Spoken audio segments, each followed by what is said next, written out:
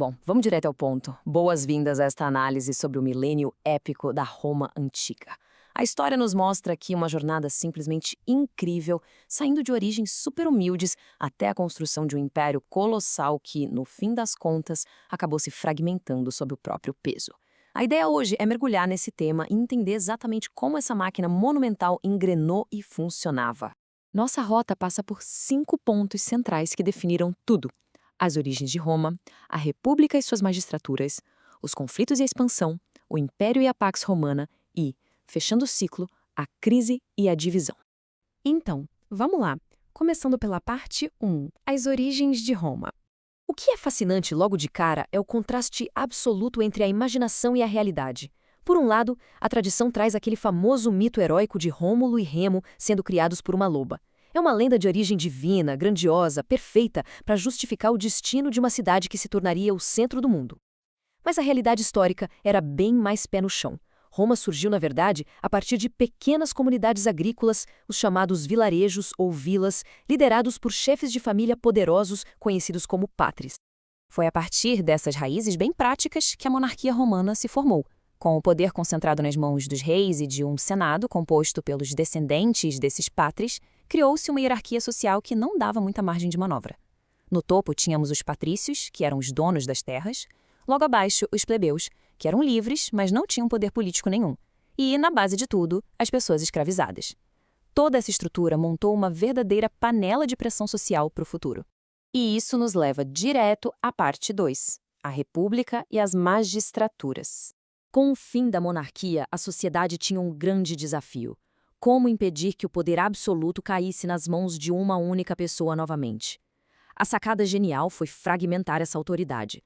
Eles criaram cargos diferentes, como os cônsules, que chefiavam o governo e o exército, mas com mandatos curtíssimos de apenas 1 ano.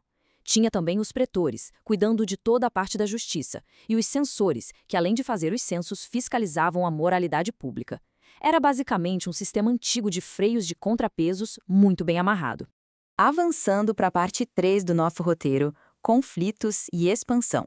Olha só, por mais que a engenharia política da República fosse brilhante, ela não conseguiu evitar uma disputa de classes fortíssima. De um lado da balança, os patrícios continuavam monopolizando a riqueza e o jogo político. Do outro, os plebeus, que eram a base da economia e lutavam nas guerras, começaram a exigir o básico: participação nas leis e justiça social. O clima ficou literalmente insustentável. Mas a plebe não abaixou a cabeça. Através de muita pressão e de revoltas constantes, eles conseguiram vitórias monumentais que redefiniram as regras do jogo. Passo a passo, conquistaram a criação da Lei das 12 Tábuas, garantiram uma abertura real para a participação política e, numa conquista gigantesca para a liberdade civil, aboliram a escravidão por dívidas. Foi uma metamorfose jurídica incrível empurrada pelo povo. A história, porém, adora uma ironia. Justo quando as tensões internas pareciam estar se acalmando, surge uma questão central: como é que uma série de vitórias militares conseguiu gerar uma crise social sem precedentes? A resposta inteira está nas guerras púnicas contra Cartago. Vencer essas guerras deu a Roma o controle do Mediterrâneo. O problema foi o efeito colateral. Internamente, a elite enriqueceu num nível absurdo e começou a engolir as terras, formando latifúndios imensos operados por mão de obra escravizada. Enquanto isso, o pequeno produtor rural simplesmente perdeu seu ganha-pão e não conseguia mais competir. A expansão deixou Roma invencível lá fora, mas corroeu totalmente a base da sociedade do lado de dentro. O que nos traz a parte 4, o Império e a Pax Romana. Todo aquele desgaste da crise social e de várias guerras civis fez a República entrar em colapso, inaugurando uma era mais centralizada, o Império. Sob o comando do imperador Augusto, Roma chegou ao seu ápice absoluto com a Pax Romana.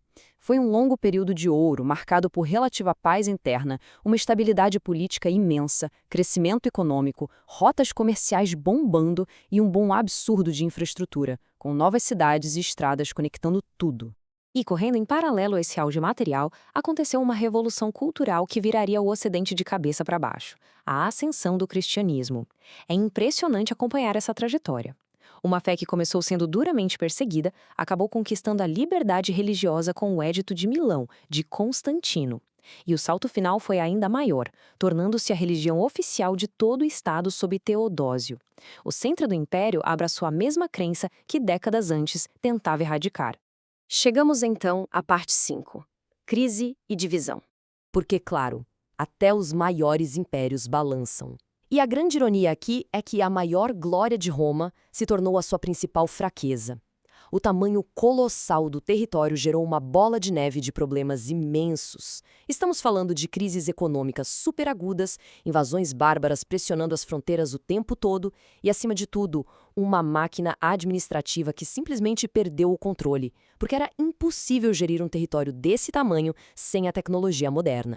Para tentar sobreviver a esse colapso iminente, a solução mais extrema foi colocada em prática: cortar o mal pela raiz e fatiar o império ao meio.